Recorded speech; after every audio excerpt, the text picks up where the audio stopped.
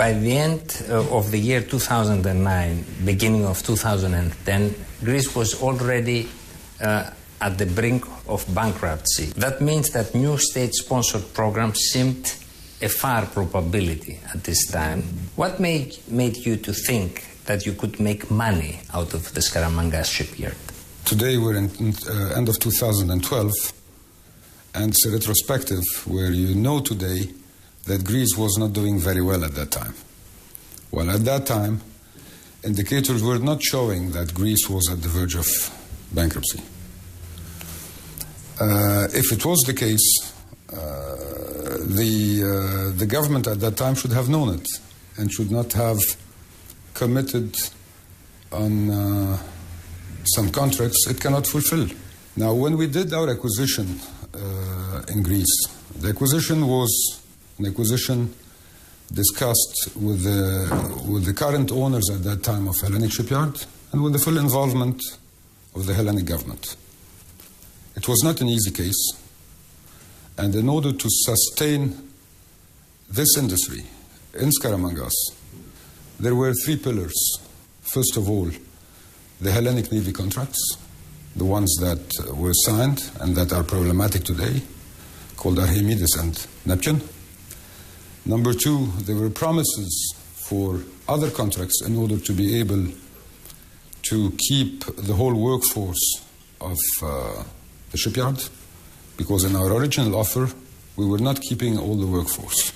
Nevertheless, it's understandable, for social reasons, the government wished to keep all the workforce and has promised, in order to keep all of this workforce, additional contracts.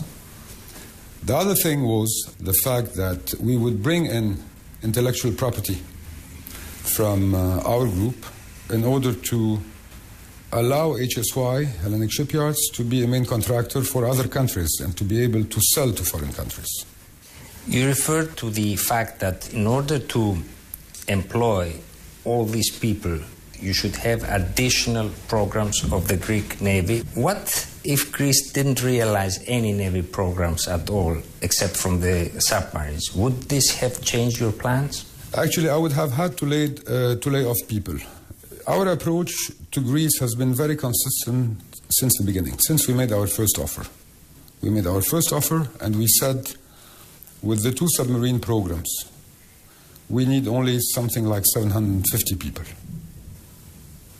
The government asked us to waive this provision and to keep the 1,000 employees. And we said very clearly, in order to keep the 1,000 employees until we bring in foreign contracts, you need to give work additional to the two submarine contracts to Hellenic Shipyards. It's not a secret to anybody. I mean, we were promised to have the modernization of the Mako-class frigates, and we had also requested to have additional Mahitis-class boats. Because of the financial situation, the Hellenic government was not able to implement the contracts the way they had signed it. So, they were not able to finance anymore Archimedes and Neptune. At least, they stopped financing it.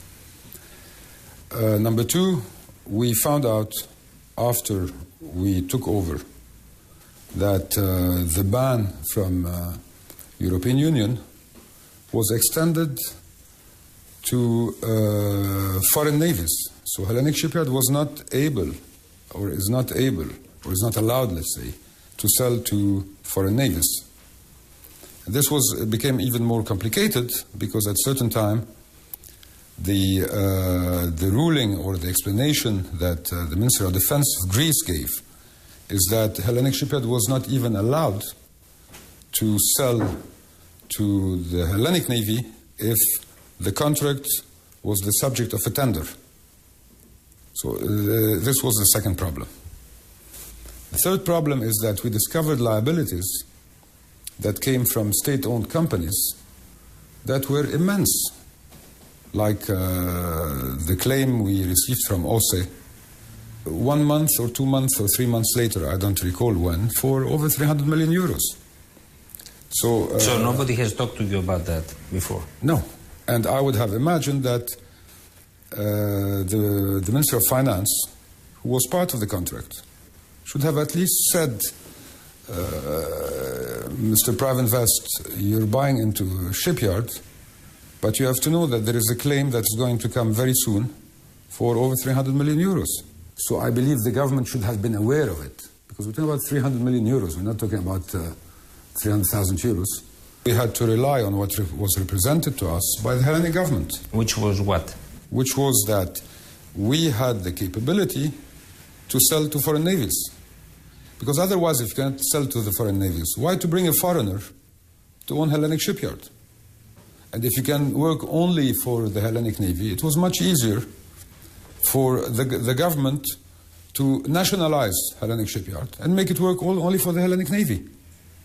Because the only customer it has is the Hellenic Navy. You said in your speech in the parliament, you said, I'm taking the risk.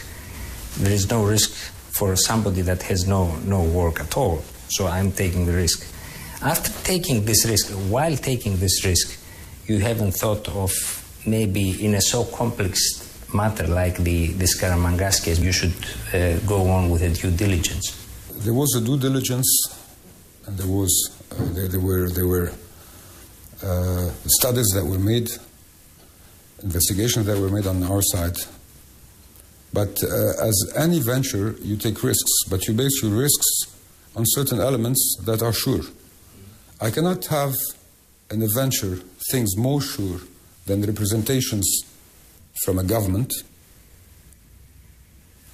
than a contract that was ratified by law, and other representations from a partner like ThyssenKrupp. So for me, it was enough in order to take the risk to go into it, my risk being to be able to bring foreign contracts to Hellenic shipyards. So I was ready to take this risk.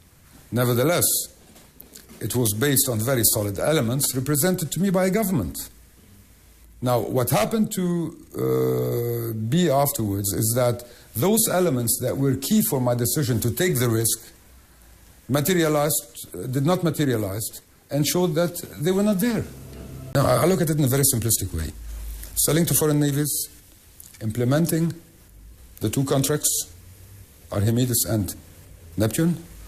For the additional workforce that we kept, there was additional work that was promised.